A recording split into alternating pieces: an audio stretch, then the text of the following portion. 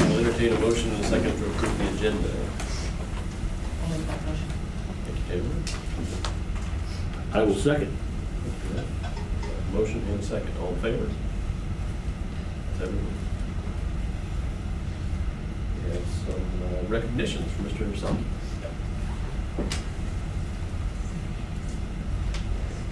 Andrea, come on up.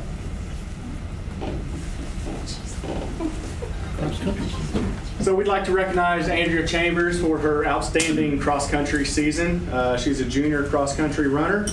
She medaled in all of her races this year. Earned all conference honors, academic all conference honors, earned all district, qualifying her for state, and she finished 72nd out of 161 at state with a time of 21:58.8, which is her PR. And now she's just 5 seconds out of the top 7 record board for the cross-country team. So we'd like to congratulate Andrea on her outstanding season. Great job.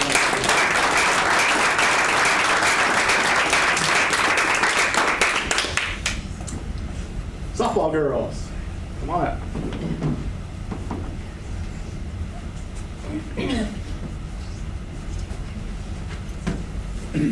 Softball had a great year this year. In my eyes, they were giving a complete team effort. There was no individualism, no drama, and they had one goal in mind this year, and that was to get better every game. They were coached by first-year coach Mickey Wheeler and assisted by coach Jeremiah Bigger. Overall record, they were 23-6. They were the MRBC West champions, finishing 9-1. They broke the 1994 OGHS stolen bases record of 107 by 72. They totaled 179 this year. They were district champions, lost in the state quarterfinals to the eventual state runner-up Chillicothe. They had 4 first-team all-conference, Gabby Pemberton, Alana Wilson, Ava Hansen, and Kylie Dickey. 2 second-team all-conference, Riley Beard and Brianna Craig. 3 honorable mention all-conference, Morgan Clubb, Alexis Schoen, Nevaeh Crisco. 11 academic all-conference, Riley Beard, Nevaeh Crisco, Brianna Craig, Kylie Dickey, Ava Hansen, Tommy Hill, McKinley Munson, Gabby Pemberton, Lauren Phillips, Molly Salmon, and Alexis Schoen. They had 4 first-team all-district, Morgan Clubb, Brianna Craig, Gabby Pemberton, Alana Wilson. 5 second-team all-district, Riley Beard, Kylie Dickey, Ava Hansen, McKinley Munson, and Alexis Schoen. 3 first-team all-region, Morgan Clubb, Brianna Craig, and Alana Wilson. 1 second-team all-region, Gabby Pemberton. 1 first-team all-state infielder, Bree Craig. And academic all-state doesn't come out until second semester, but as long as they keep their grades up, we should have about 9 academic all-state, and possibly the team will get all-state honors as well. So overall, a great season by the team and a lot of individual accolades for the softball team this year. So we'd like to congratulate them on an outstanding season.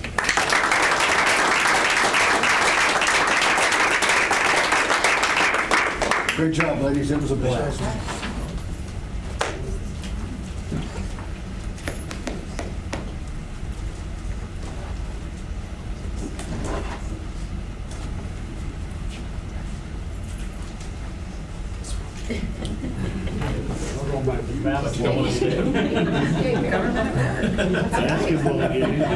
Thank you, guys. Thank you, guys. For coming. Thanks, guys. Okay, we'll move on to the consent agenda.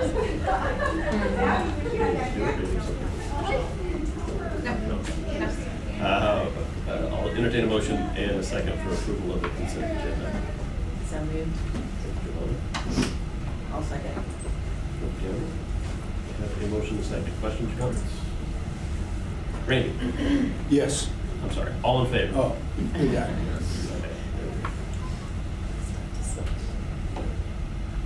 Okay, we have some action items. We do. We've got Westbrook here for our Actually, audit. can I back up a minute? Yep. Because I probably wouldn't vote for approval of J. Dunn pay app. I didn't realize we were going through all those together. I think they're unanswered questions.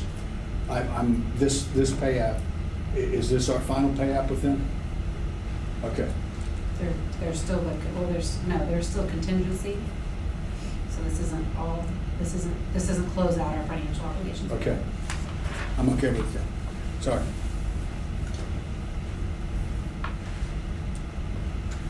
Okay. All right, so we went through our audit in October. We've got Westbrook here. I've got a presentation that they're going to present our audit for the year. And we've gone a little quicker for you. This will just. I think it should be. Yeah. Perfect. So, like you said, my name is Brad Steele. I'm a partner with Westbrook & Company. We performed your audit. It's about 50, 60 pages long. I'm just going to go through the highlights here, but if you have any questions on any part of the audit, feel free to stop me and ask me at any time. So, first thing I always want to point out is the independent auditor's report. And this is on page 1 right at the top. It says, in our opinion, the financial statements referred to above present fairly in all material respects. It's what DESI's looking for, your bonding companies. Anybody that looks at your audit, this is one of the first things they're going to look at to see if you had a clean audit, and you did. This is the statement of activities on the modified cash basis. What this shows is your expenditures and governmental activities on the left-hand side, and in the middle there, your program revenues that are directly related to each of those activities. So, for example, people transportation, you spent $1.1 million in people transportation, but the true cost to the district's about $997,000 because you had reimbursement from DESI on that. This is your balance sheet, and it's by fund, and you can see the general fund, special revenue, debt service, capital projects. Capital projects fund is what it says. That's where all your capital projects are spent out of. Debt service is where your principal and interest payment on your debt. Special revenue is zero there, and that's industry standard. All schools, or most all schools, 99.9%, zero that fund out. So having those zeros there that's common. And then cash left in your general fund. And the special revenue fund is where all your certified staff get paid, the benefits and their salaries. And everything else falls there in the general fund. This is your breakout of your fund balance. Of course, your debt service is all restricted for debt service. You've got committed to your capital projects. You have professional development, and then student activities, food service, and then you have the total unassigned of $3.9 million at the bottom there in the general fund. This is the same funds, general fund, special revenue, debt service, and capital projects, and then you have your revenues and expenditures. And you can see there at the bottom, net change in fund balance. You guys had a very good year financially. A lot of that has to do with the federal funds coming in, so that was a good thing. This is your balances on your debt, the beginning balance, your additions, retirements, the balance there at the end of the year, the $26 million, and then the $1.5 million of principal that's due within 1 year. The next 3 are graphs we put together, just kind of summarizing your financials. This is a revenue graph, and you can see here you've got local, county, state, federal, and other. Typically schools, even though the revenues go up and down, typically schools are pretty consistent on a percentage of where it comes from, whether it's local, county, state, etc. But you can see there the federal this year jumped up quite a bit, and that's pretty common. It's basically when the timing of when you request your federal money, but that's not uncommon to see this year or last year where there's a spike in your federal revenue, which drives a percentage down in the others. So nothing out of the ordinary there. This is the same type of graphic except for your expenditures. And the main thing here is employee costs, your salary and employee benefits make up over 75%, or in this year it was 73% of your operating funds. So that's a big part of your budget, of course. This is probably the most important graph we have, the reserve ratio. What this is telling us is, okay, you have what your unrestricted fund balance is compared to your operating expenditures for 1 year. So it's saying your expenditure or your fund balance, your reserves, will cover 21.6% of your operating budget for the next year.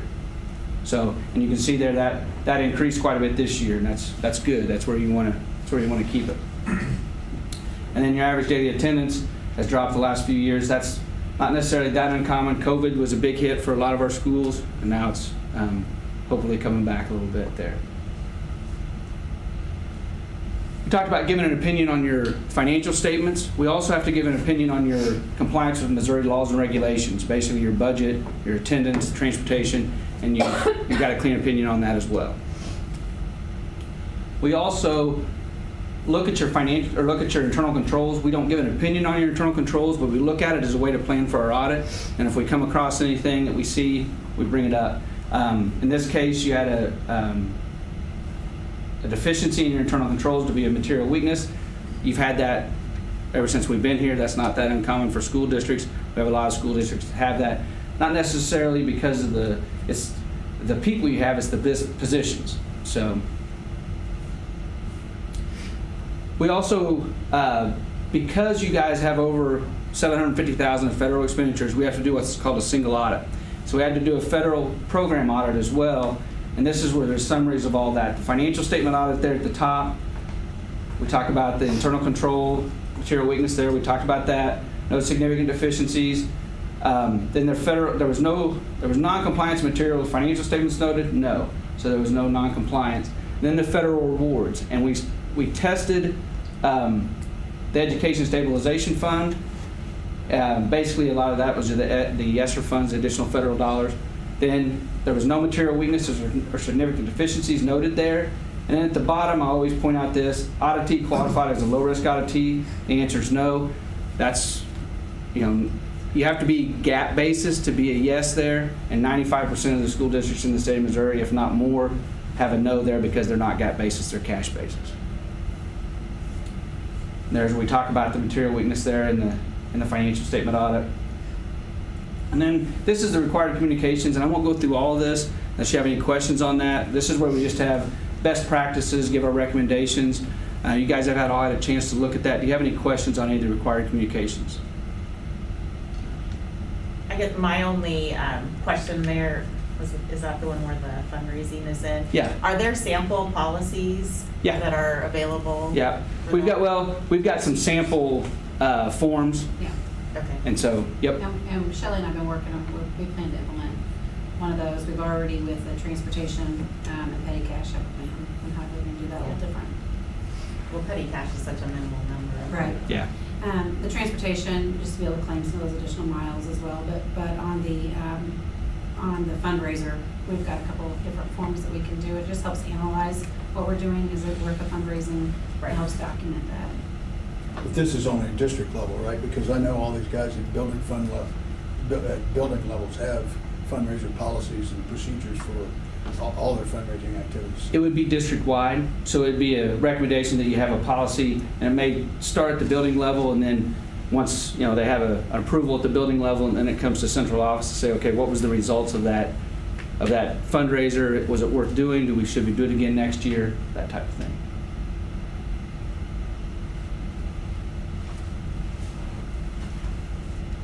Any other questions?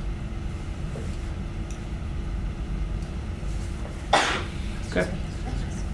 Well, we appreciate the opportunity to work with the district. This is my first year I didn't come over. This is my second year I've come over and worked in the audit. And, I don't say this everywhere I go, but I want the board to realize how much work the staff puts in and how they want things right. When we come in, we say, okay, we've got these recommendations. They don't get defensive. They say, okay, how can we make sure it doesn't happen again, or how do we make it right? And that goes a long way with us, and it should go a long way with you guys too. And I want to make sure to point that out. I appreciate you sharing. Thank you. Thank you. I do just have an observation. So I know I did read the 52 pages. I did too.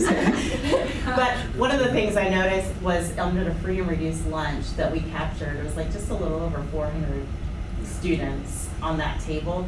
When is the time of when the snapshot is sent to DESE to say what the total number? It's revolving. It's the snapshot and the count takes place on the third Wednesday or last Wednesday in January. Okay. So you take that count and you hit it. And if you notice this year, and it's done this way in almost every district we've done, is because you ate free no matter what you qualified for. And whenever the only thing you can count is your direct certified and people that turn in the forms. Right. And so that's always a struggle with people to get the forms turned in anyway. And now that they were already eating for free, there was no incentive for them to turn it in. So that was a big drop. We've talked to DESE about, because that goes into your weighted ADA calculation. Absolutely. And so we've talked to Desi a number of times about, is there anything in the law that, and they said, no, it would have to be a change of the law, and they don't anticipate that coming up. But Yeah. hopefully, with this year, it'll change and people start turning their Yeah, applications. well, I asked it because it has, not only the weighted, but also for All the the granting. 4% for the pre-K. Yeah. It's based on Yeah. 4% of your ADA, or your free Free reduced reduced. lunch Yep. numbers, and so I was like, whew. Right, and it also, a lot of the granting that we look into looks into your free reduced Yeah. numbers and Yeah. percent. And I know it plays was a more weight. than that. And Lisa Reader does all of our, handles all those applications and with the lunch accounts, and she's really working with families, reaching out to families as they get delinquent, trying to do some recruiting on that aspect. Because a lot of people don't realize how great it has changed from when maybe they went to school. Kids eat the same line, they enter the same pen. Nobody knows who's getting a free or reduced lunch meal than any other kid. There's no discrepancy at all. And those dollars definitely help us from a state and federal funding and granting. So it helps the district and it helps those families. So we're still working on that recruitment piece to try to get those numbers pre-COVID. Yeah. I also do think, as we look at slide 8, for the graph that he talked about, we look at, you look at your state funding, and I know there's going to be some discrepancies in there because of COVID, but, the states, in the past 5 years, our state funding has gone down 12%. And our local funding has gone down. I mean, there's a big jump from 21 to 22, but even overall, the 5 years, it's gone down several percentage points too. And we rely heavily on our state and local funding, and when those go down, it causes some concern. So I'll be anxious to see what the trajectory is going to be to continue, to see where those funds are going to be in the next couple of years. Well, it's especially disturbing too with the influx of federal funds into state funds, yet no change whatsoever in the state formula. Right. Zero. Very frustrating. There has been a little chatter about formula opening up. A little chatter. I'm gonna hold my breath. A little chatter. Thank you. Thank Brad. Thank you. Yes, thank you. Entertain a motion and a second to approve the 2021-22 financial audit presentation. I'll make that motion. Okay. Is there a second? Second. Vote. Motion and a second. Sorry about that. All in favor? Throw it. Okay. Now we have ECC Program Enhancement Grant. We do.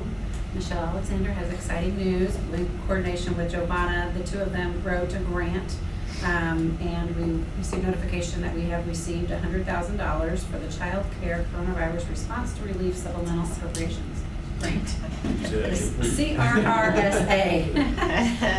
And so the way they wrote that grant essentially is, this was a startup grant for us to have an all-day preschool program.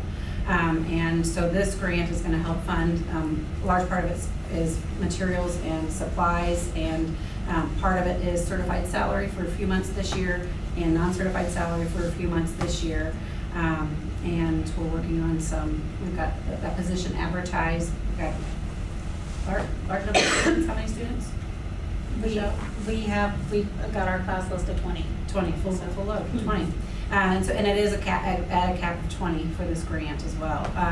So the way that this will work is the grant only does 3 months of salary, so the district would have to cover that additional month of salary for us. And the idea is then we want to continue that program for next year, but when we have a full caseload next year, as Giovanna was saying, we can claim those free reduced numbers. If we get a class size of 15, it will pay for those certified staff out of the program. So it's a great opportunity. This grant kind of gives us that jump start on it to get going.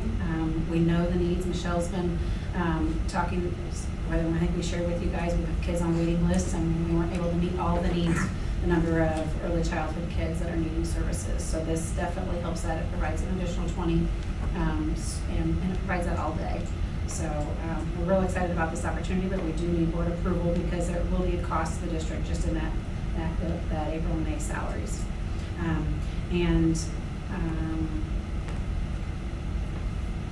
Shelley has been working with Nicole, and we're looking at some carryover funds from special education and title funds to where that will help. We feel it will help cover the majority of those costs. We don't have an exact figure.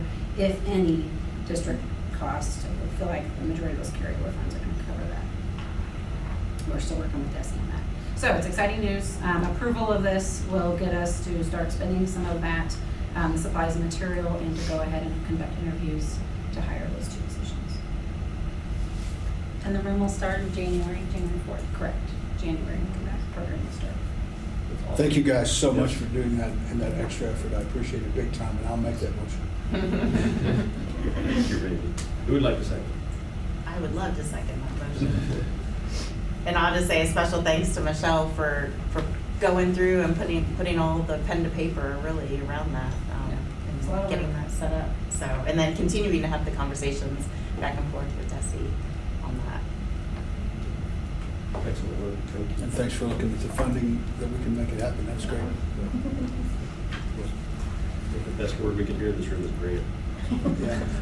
I have a motion and a second. All in favor? 7-1. Thank you. We have approval of facility usage fees. We do. Mr. Selke.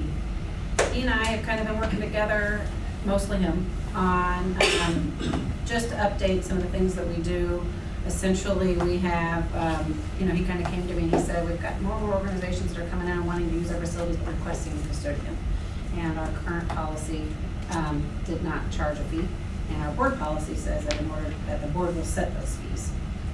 So, Yeah, so we do have quite a few organizations using our facilities, and we've always acted on good faith. We are paying our custodians now whenever they do come in on their own time on Saturdays. A lot of the organizations use it, after school, like youth basketball or Boy Scouts. They're in the school buildings right now as we speak.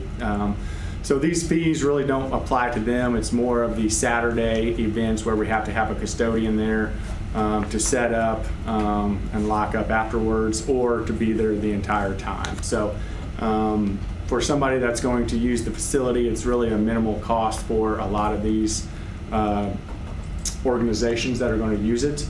I've looked at quite a few different school districts in the past 6 years. A lot of them charge a lot more. They'll charge you for the space, plus the custodian, plus an opening and closing fee. I mean, it varies district to district. So I think this just helps us recuperate some of those funds that we're going to be paying our custodians to be there to do a job, to keep the district clean and organized for us. So Mrs. Hampton said her recommendation is approve the rate of $40 open close fee and $20 hourly rate for use of district custodian. And that's, if we feel they need a custodian, we're going to put it out there. If we don't think they will, then we'll just waive the fee. The open and close fee can be waived at any time as well. So if there's a person on staff of an organization, we don't have to have a custodian come in on Saturday to open and close up the building for them. So. and we did the 20 because our custodians, if they're coming on Saturday, they're working time and a half. So they're working overtime, so they would be paid time and a half. So it's kind of an opportunity for them to make a little extra money if they'd like to, but then continue to let the community use our facilities, but sure they're clean. So if youth basketball is having a Saturday game, this would apply, not necessarily practices. So Saturday youth basketball would not apply because they take care of. They take their own trash, they- pick up. Okay. So we're still acting with good faith with them that they're going to continue to clean the facility when they're finished. Okay. They open and close the building themselves. We've had some like dance organizations that want to use the municipal commons, and they say, we're gonna have food, can we have a custodian? Okay. And in the past, we didn't charge them, so we're just charging them to pay for the custodian. Okay. How does this relate to the PAC? Kind of- It depends on the organization too. I mean, it just depends on the activity. If it's gonna be an all-day in and out event and we need somebody there for bathrooms, I mean, there's no food or drink in the PAC. So that helps that piece a little bit, but if they're gonna be using bathrooms. And some of the organizations request a custodian, is that correct? Yeah, a lot of them do. As far as the PAC, I think it's been unwritten that we haven't rented that out to the That's why- public. That's why I wanted to bring that up. Yeah, And yes. Part of the reason I think that facility is still in amazing shape after, Randy, how many years? 2014. Yeah. So, So, I mean, that would be a board So we're not decision. changing if- any of that. No, Okay, I do that's not all. plan on changing that. yeah, that's fine. When you get into that, then you're looking at a lot more things. Right. Not just flipping the lights, but Yeah. the lights on Soundboard, stage, the lights, sound. soundboard, we'd probably have to have an administrator there just because of food and drink. Does $20 cover time and a half for anybody that's on the custodial staff?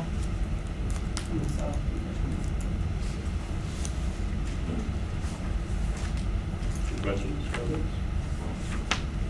Okay. I will take a motion to approve the facility usage fees as presented. I'll make that. Yes, Tamara? Do I have a second? I'll say, Randy? I have a motion and a second. All in favor? Everyone?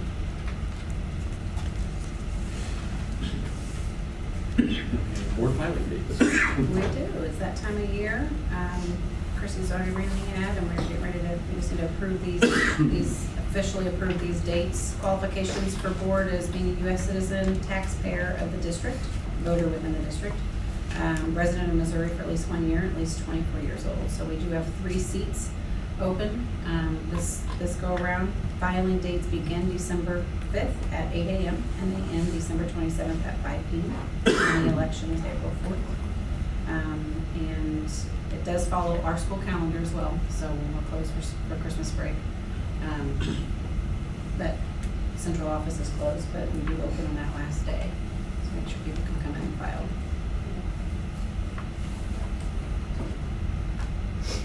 Questions or comments? Okay. I have a motion to approve the 2023 board filing dates as presented. So moved. I'll second that.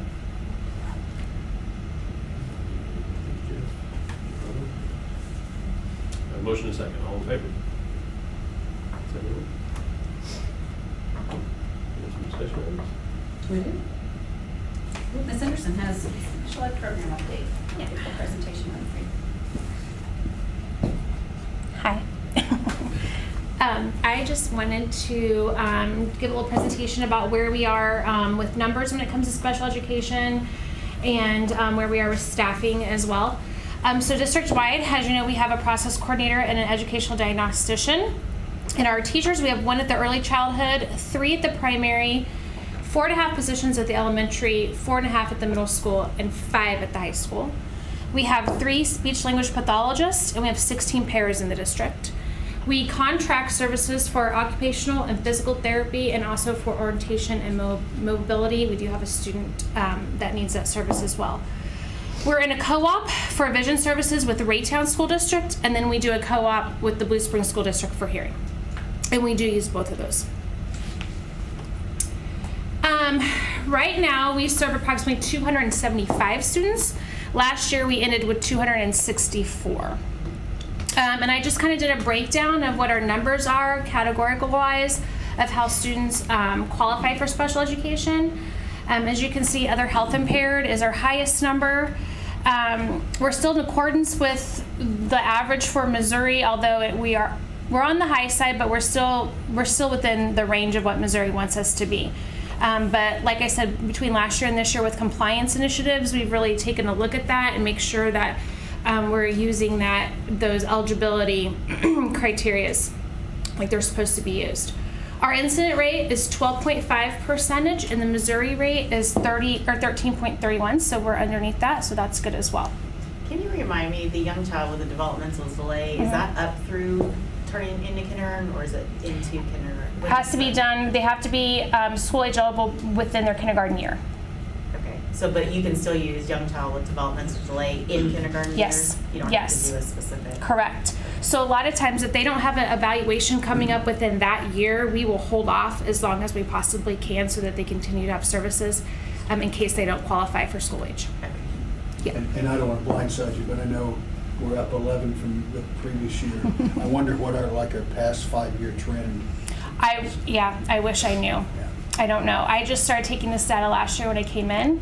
And I haven't found any that was taken before, so I'm not sure. And this is some of the things that I have taken from last year and this year. So last year, just referral-wise, we had 29 parent referrals, 15 qualified. We had 18 staff referrals, 9 of those qualified. And then transfers into the district, we had 25 last year as a whole. I did not take data to see how many went out of the district. I started at this year. But the thing that you'll see, transfers already this year, we've had 31 in district. We have had 21 out of district, but still, it was 10 new kids right off the bat. And then parent referrals, we've already had 16 already.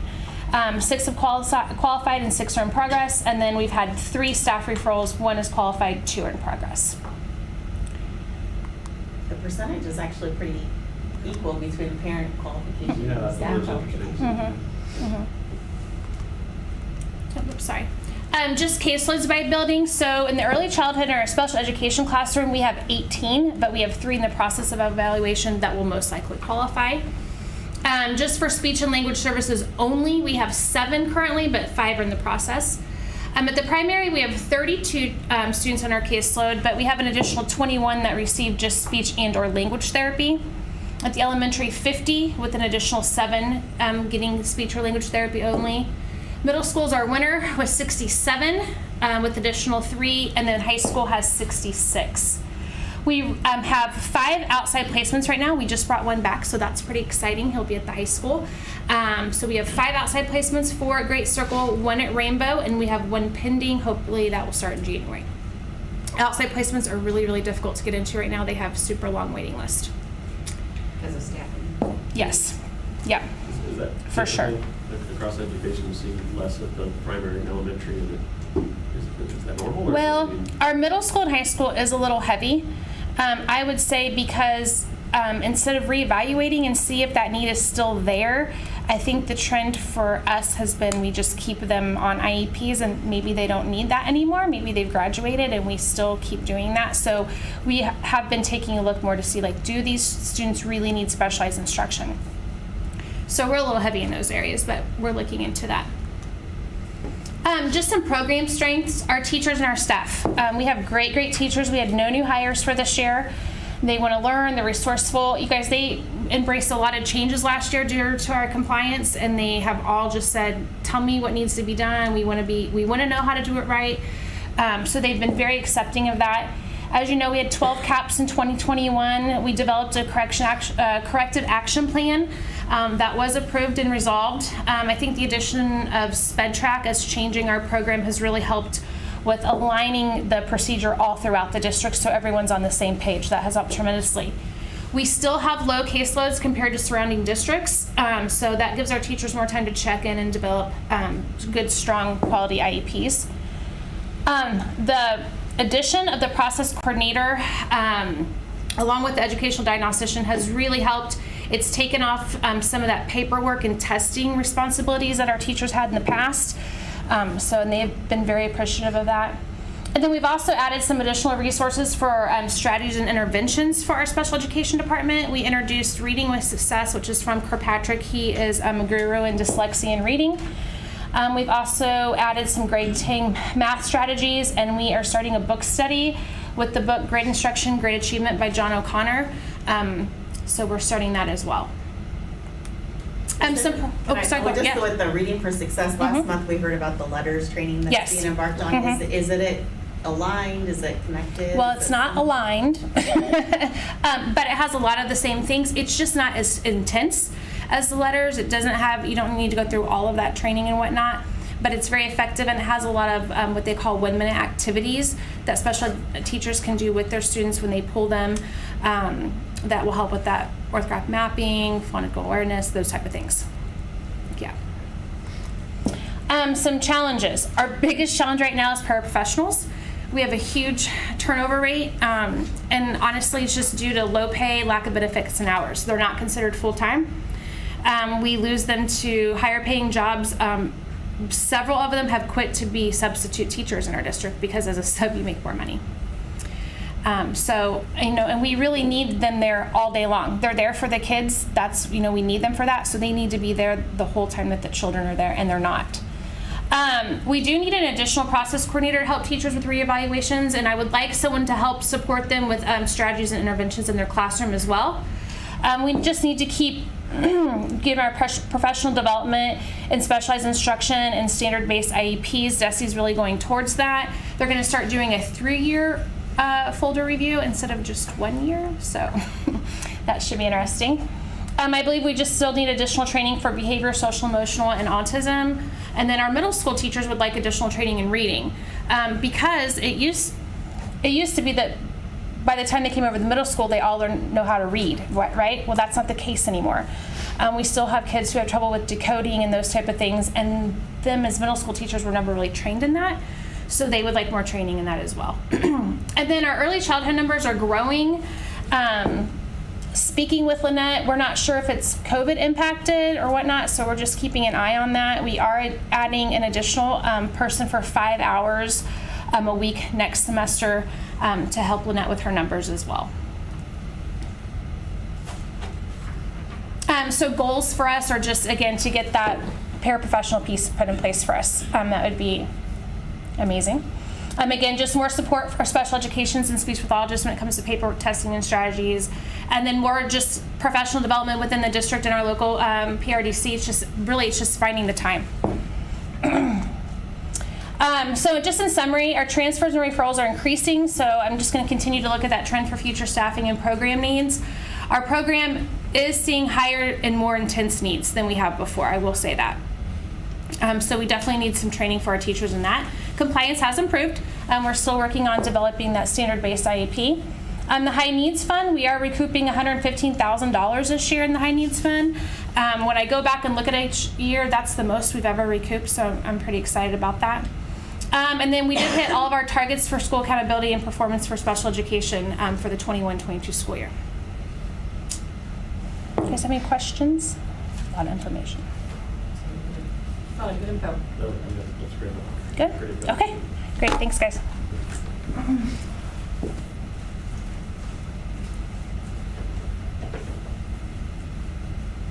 Next, we have a facilities update. Ms. Remington. I just want to give you just a quick update on a couple things as far as facilities go. When we did our bond project, we identified a long list of maintenance needs and facilities needs.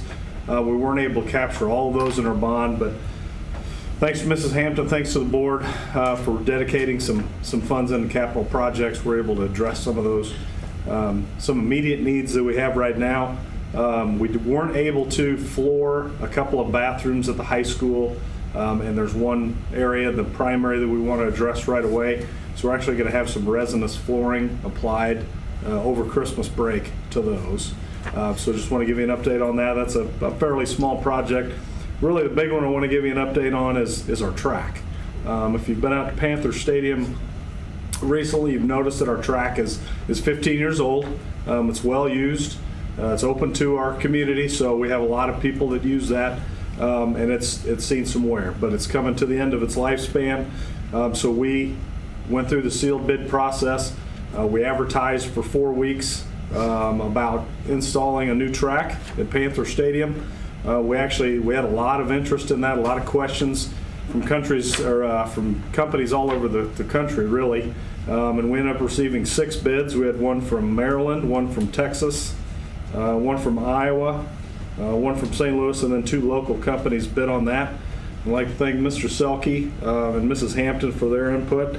And we actually had 6 bids, a low bid of $230,000 approximately, and a high bid of $420,000. The surface, there's really 2 types of surfaces we looked at. One is what we have right now, which is a semi-permeable. It's got an asphalt base underneath it, and if you think of like carpet, almost like a carpet pad, and they roll that out on top of the asphalt, and then they come in and then they spray the final surface on top of that. They do 2 coats, which is your final surface. That's semi-permeable. We looked at one that's sealed or impermeable surface, but with our climate, the company's recommended to stick with what we have right now, which is a semi-permeable. With those bids, we'd like to move forward with Fisher Tracks. Fisher Tracks is a company out of Boone, Iowa. Their bid was low bid at $230,000. Mr. Selke and I actually went around and visited a couple school districts that have used Fisher Tracks. We went to Higginsville, who had their track installed in, I believe it's 2014, Coach, I think that's right. And then they just did a respray where they come in and they respray the top coat once again, that's standard maintenance, 6 to 7 years. Lexington also had the same system installed from Fisher Tracks. We went and looked at Odessa and Grain Valley and Pleasant Hill, who actually used McConnell and Associates, that was another bid, but it's the same system. All had very good things to say. Lexington, Higginsville had very good things to say about Fisher Tracks. They're a smaller company, so their service was excellent. If they ever needed anything, they were easy to get a hold of and easy to work with.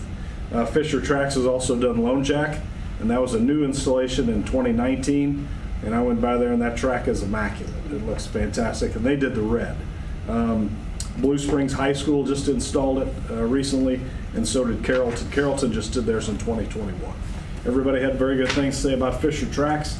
On top of that, they were the low bid. So moving forward, what I'd like to do is bring you a contract for approval at our December board meeting with Fisher Tracks. We have exchange zone painted in school colors. They actually recommended against the exchange zones because the orange would fade. It fades so fast. And it was a standard orange. It wasn't Oak Grove orange. They couldn't tint it. Ooh, And it would fade to more like a pink, correct, Coach? don't like Pink, pink. you know. Yeah. What kind of a time frame for installation are we looking at? That's a great question. If it's only the track, Oh, it yeah. should be 7 to 10 days, so a week and a half to 2 weeks. But By track season, or is this a summer thing? this would be immediately after track season's done in the spring. It's okay. So it would be early summer. What we'd really like to do is be able to get this installed before our summer camps get going. The unknown here is the asphalt. And there's no way to know about the asphalt until they take the old track off. Everybody that I've talked to said it looks minimal, but they don't want to, they can't say that for sure. If they have to redo the asphalt, that's a 4-week process because the asphalt has to cure. What's an extra cost? The extra cost of asphalt is going to be $200,000 if they have to if they mill the entire thing.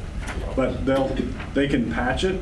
Another good thing about Fisher is they can actually seal it. They'll use polyurethane and they'll actually fill it with a liquid and avoid some of the asphalt work. So we should be able to save some funds there. I know in the jump area, which they call Area D on the south end, we have a low spot that'll collect water and water will pool, and we want to address that and fix that. So, but other than that, I don't think we hopefully have a lot of asphalt. But if we have to do asphalt, it's 4 weeks. I can't imagine the asphalt. I can imagine cracks that's going to happen, but I can't imagine the, Because most of it's just flaking off the top. yeah. The asphalt you can see, and the problem seems fine. The asphalt's kind of crumbling along the edge, and Fisher feels like they can seal that with poly. Yeah.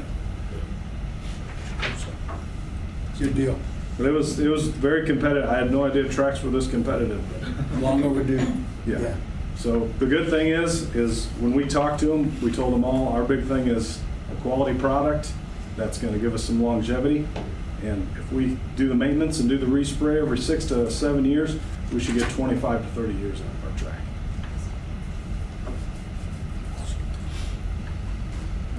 Good deal. With the lighting being like this, you can't really tell if it's bad. What's that? The lighting's so bad, you can't really tell in places how bad it is. Good point. Yeah. Yeah. Baby steps. Unfortunately, an excellent point. Baby steps. Yeah.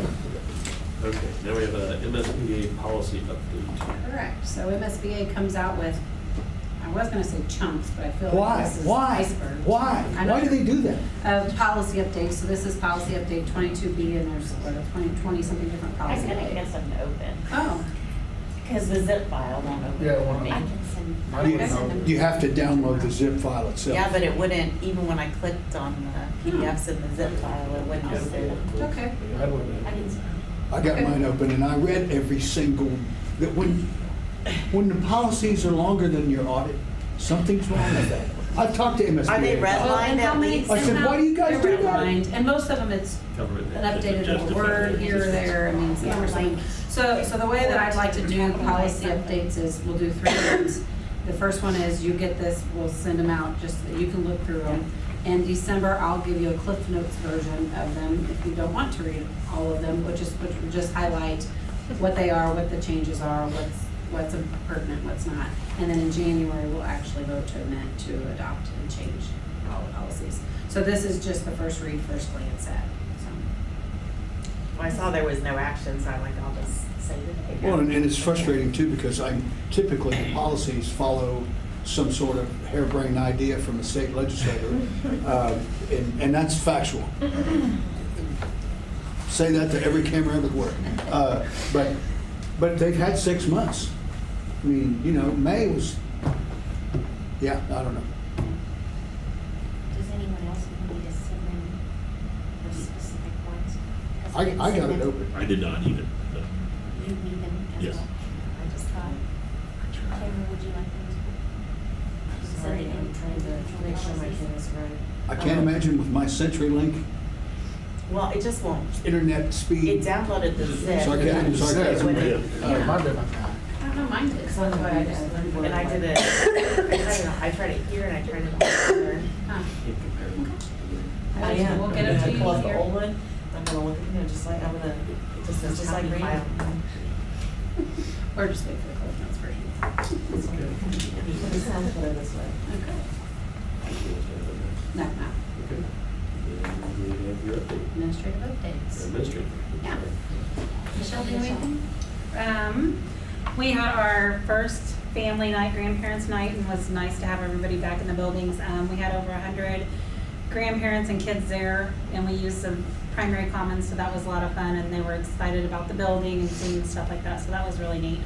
We did some games, some building, sensory, and some snack, and then we have a make and take game night coming up, and we're gonna focus on literacy and math, and then encourage the families to spend more time with their kiddos, not in front of a screen, and interacting with kiddos and kind of teaching them some things they can do every day to make it more fun and learning. And then we're excited about the grant. That's been like the big thing of how we're going to move things around and what we're going to be doing with that. And then we're also just thankful for you guys for approving the Career Ladder, because it's made a difference. I mean, we always did family nights and did stuff, but it's given the teachers a little bit extra to be able to do with the families, so we really appreciate that for our outreach to our families. Just speaking from the primary building, so outside of our current PD days, my staff has been working extra hours on improving our ELA and our math curriculums, as well as our pacing guides. So I have different teams of teachers working on both, just trying to update it. We've spent the last few years with COVID, not being able to get together, not being able to have subs to be able to cover our classrooms for our teachers to work and perfect the other part of their jobs. I mean, instructing students is definitely 90% of their job, but 10% is also making sure the curriculum that we're teaching is where it needs to be. So we're being able to spend more time outside of their classrooms and working together to get that organized. At the end of October, we also had our Jogathon. Speaking of fundraisers, I know that Audrey mentioned that. That's our big fundraiser that we have every year for the primary. Mainly the kids just, I mean, it's a fun day for them.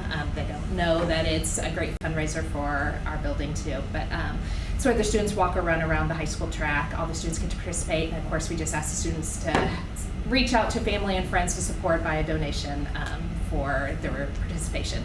So we raised a little over $9,000 at our Jogathon, which was wonderful, and that money will go towards our guided reading books. We have a literacy lab, which is a library of guided reading books, so individual books at students' level. That was purchased many, many, many years ago, probably 15 plus years ago, so it's time just to update some of those books.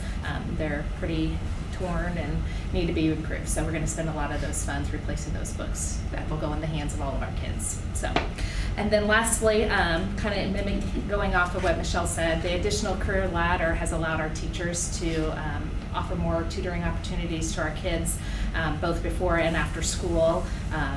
Cutest thing is watching our kinder club on Tuesdays. Our whole commons is filled with all these kindergartners working with the kindergarten teachers, and they're kind of rotating from table to table.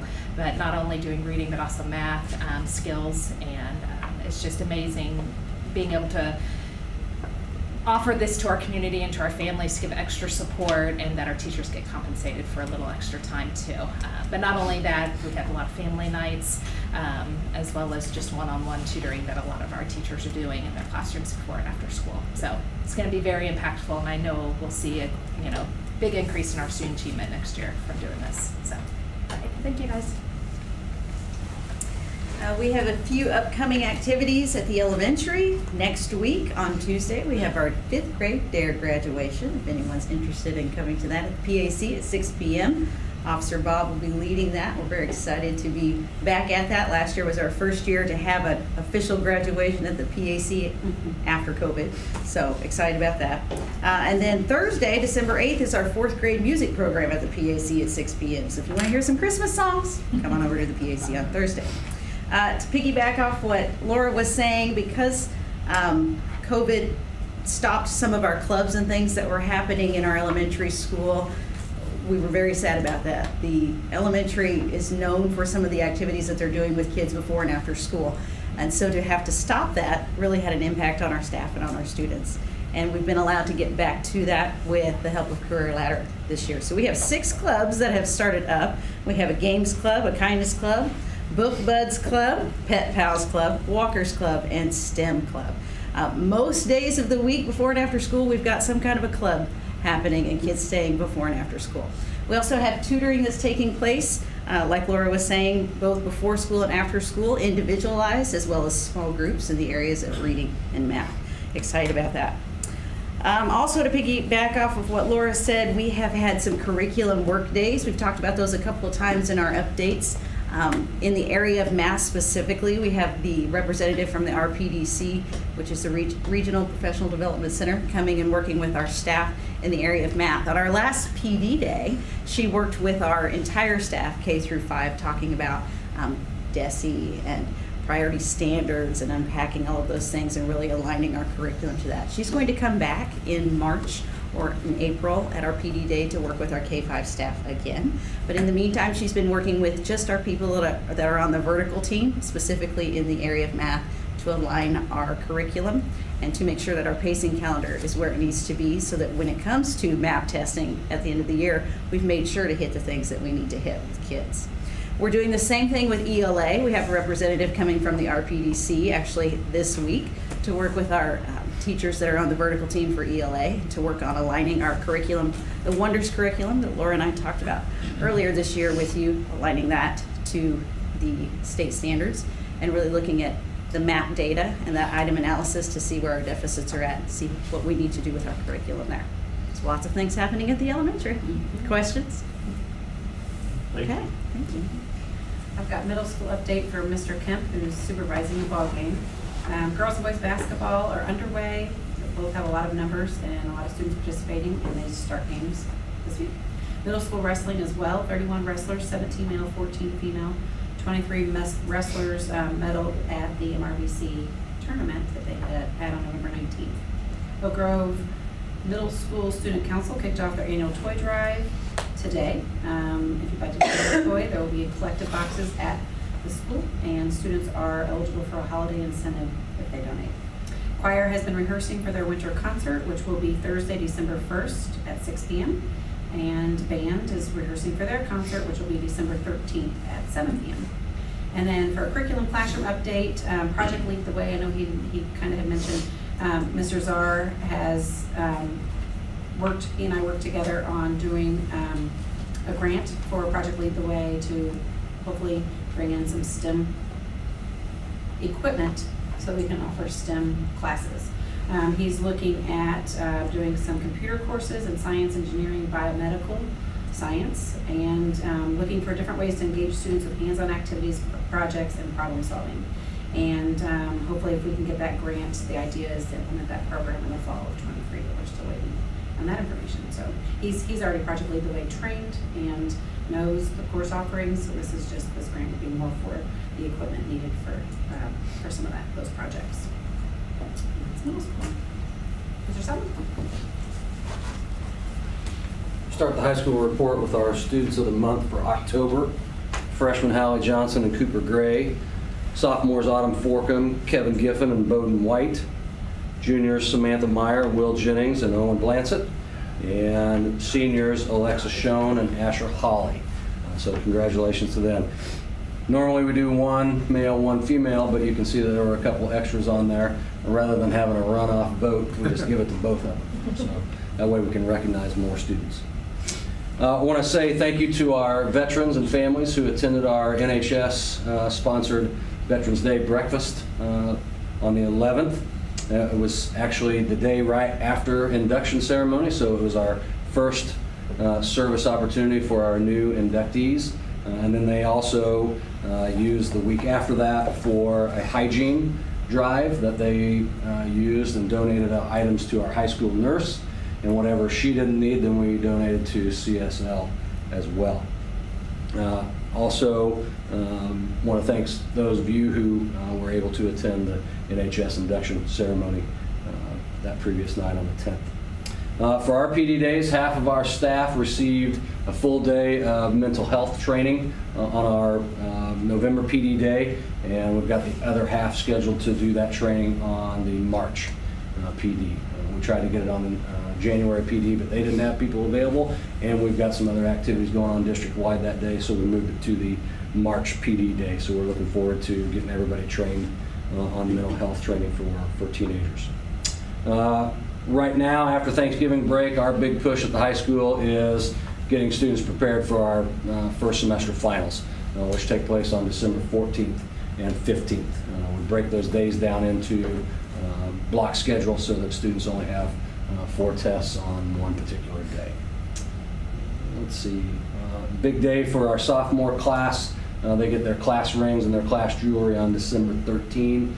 It's also the day that they have their commitment to excellence and commitment to graduation ceremony. So it's a big day for our sophomore class there. Amidst our attendance issues last week, I was very proud of the high school students for leading the charge. And normally when we get the report from Shelley every month for ADA, that's the immediate piece I look for, is where does the high school rank. Unfortunately, we're normally last in that group. So last week when everybody else was having attendance issues, our kids were all at school. So for 2 days, we ruled the roost. So appreciate parents and students helping with that. We hovered right around 90%, which compared to some of the other ones, that's fairly decent. Pastor Pete is not here anymore, but I want to say a huge thank you to the Ministerial Alliance. So if you could pass the word, greatly appreciate the way that they've come in and helped us at the high school level with the unfortunately many issues that we've seen over the course of this school year. Pastor Brett Pritchard has also started coming and just greeting students and greeting teachers as they come into the building randomly throughout the weeks. And so seeing his face and a lot of those kids know him anyway gives us an extra layer of getting to know those students and knowing that we're there for them through thick and thin. So appreciate Ministerial Alliance and the help that they've given us along the way. That's the high school. Any questions? All right, thank you. Thank you. And then the only thing I have to add is, I do want to, Shelley's here, and I do want to thank her. She won't like that, but when they were discussing the amount of work that goes into the audit, that falls on Shelley. She's the organizer, she's the coordinator. She has to get lots of reports from a lot of people. It's a several-month process to prepare for that audit, and when they're here, it's very stressful. They come a couple days for a pre-audit, and then they're here on site for a couple of days, and they're still emailing and asking for things. So she does a great job of organizing that, and she does a really good job of foreseeing what issues they're going to have, so we can find workarounds and make sure that we're addressing those things. So I appreciate that, and she does a good job with that. So thank you, Shelley. And then for board members, in November, we shared with staff kind of gratitude. So you have some of the gratitude cards we wanted to give to you as well. So if you have somebody that among the board or among the staff that you'd like to show gratitude for. And November's a great time to do that, so I'm going to share those cards with you guys as well. And that's it. Anything else? I will entertain a motion to adjourn. Oh yeah, sorry, the next meeting day, we need to make sure everybody's aware that December 12th, their next regular meeting, because of the holidays, we moved it up. So it's only in 2 weeks. Right, and we will have a dinner, celebrate Christmas with you guys.